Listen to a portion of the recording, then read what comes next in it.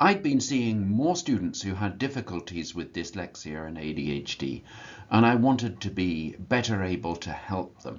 So, happily, with the support of my department, I had 3 meetings with the dyslexia specialist in Sittard, Ingrid Schors. Ingrid was very helpful, and I very much recommend her.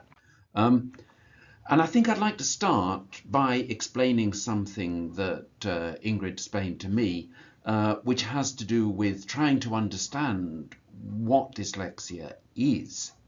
And as far as scientists know, it has something to do with things that are called mini columns, little stacks of cells in the brain.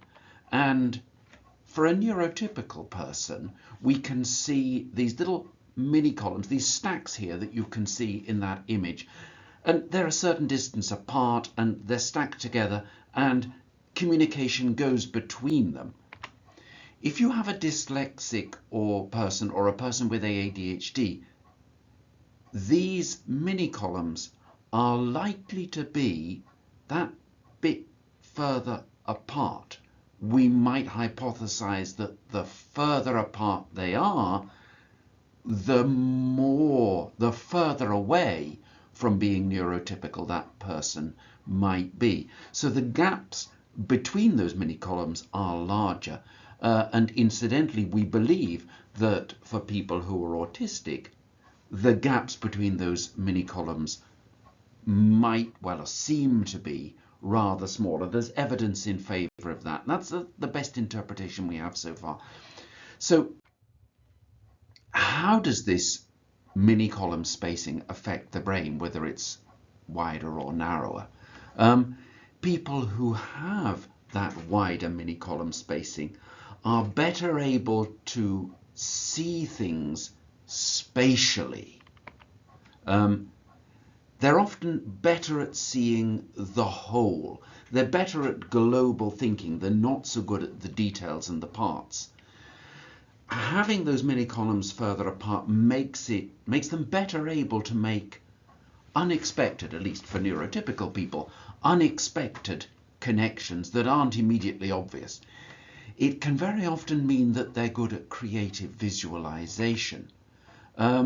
It can also very often mean that they're better able to work with images and visuals. They're better at talking than they are at writing.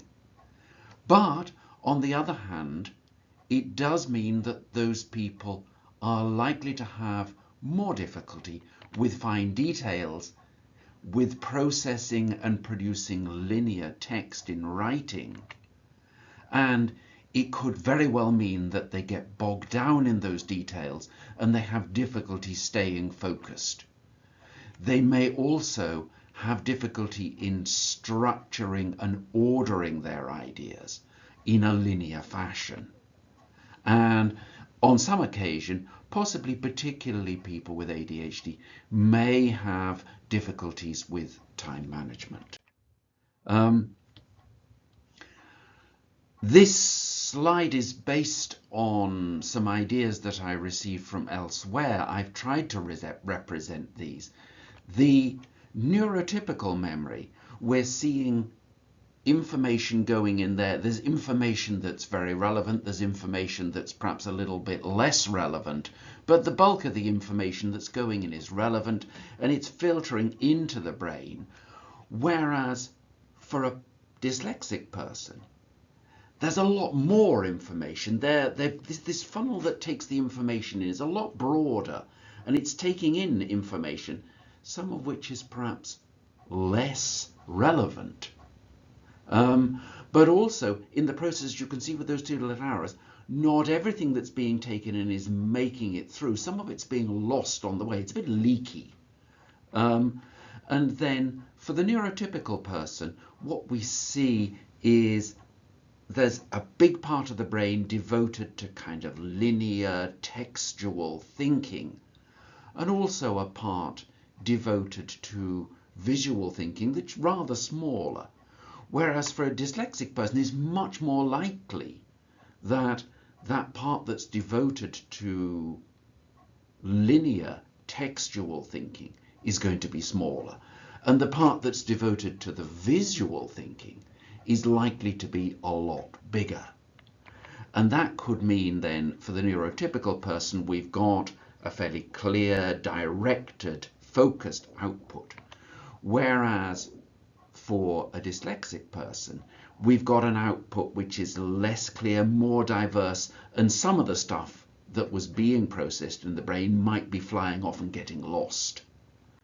So simply put, neurotypical people tend to be much more language focused and much more linear. Whereas dyslexics, and to extent people who have ADHD, are likely to be more image focused, more idea focused, typically much less linear in their thinking and more global in their thinking. So for us, when it comes to teaching, when it comes to helping people to learn, it may be helpful to dyslexic and ADHD students if we can sometimes, when we can, get away from linear input or requiring them to do linear outputs.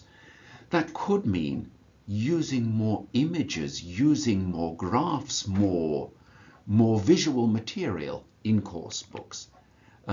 It could be, rather than always providing just readings, to provide video material and audio material whenever possible, when it's available, to help those people. So not everything is in a linear textual format that they have to read for their tutorial. We can also we can encourage these students to experiment with visual forms of note-taking, especially mind mapping. I'll talk more about that in a moment.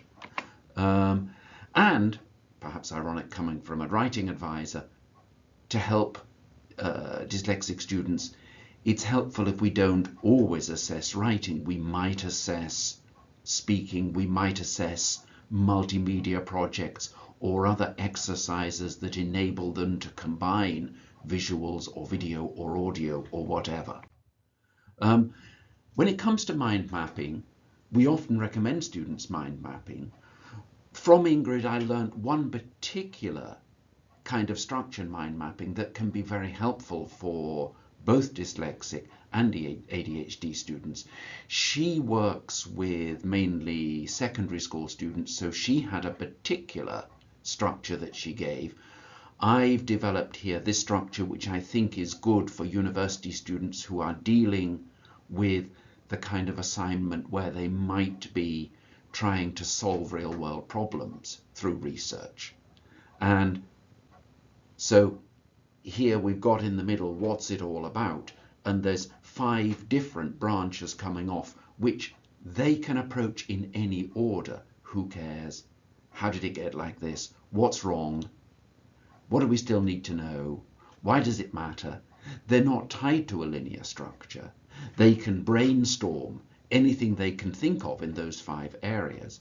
But then when it comes to the writing, we can start with one of those. It might be what's wrong. And we get them to linearly write their notes for that branch. And then we move, let us say, to the green one, and we get them to write their notes for that one. So we've set up a process that they can work in a non-linear manner, but we can help them to convert it into a linear text. And you can experiment with a variety of different structures you can give them. This one might not be appropriate for a more reflective or theoretical paper. AI tools can be helpful for dyslexic students. They very often have difficulty in engaging with a completely unfamiliar text.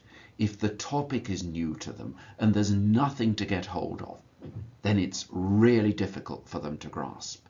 So if you can give them kind of information about what's coming in that text, some kind of a preview, what linguists call the schema of the text, the word network that belongs to that text, that can help them.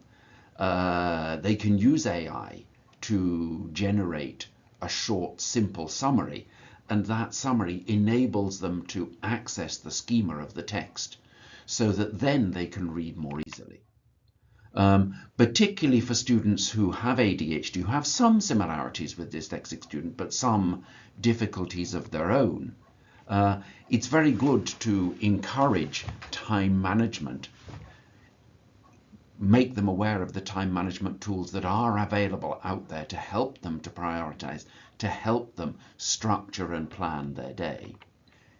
It's also good, people with ADHD can be easily distracted if they have a workplace that's not conducive to concentration. So you can help them to construct a safe workspace where they're away from distraction, where they're best able to concentrate. Discuss that with them. They're very likely to need regular breaks where they can step away and recover so they can come back more focused. Give them structuring guidance so they can focus narrowly, because their focus tends to be very broad. And ADHD students can often be quite demotivated when they're saddled with a task that wasn't really given by them. If you can encourage them to write about things that they care about and let them see why those things matter, and let them help you to see why those things matter, that can help them to engage more and to be more successful.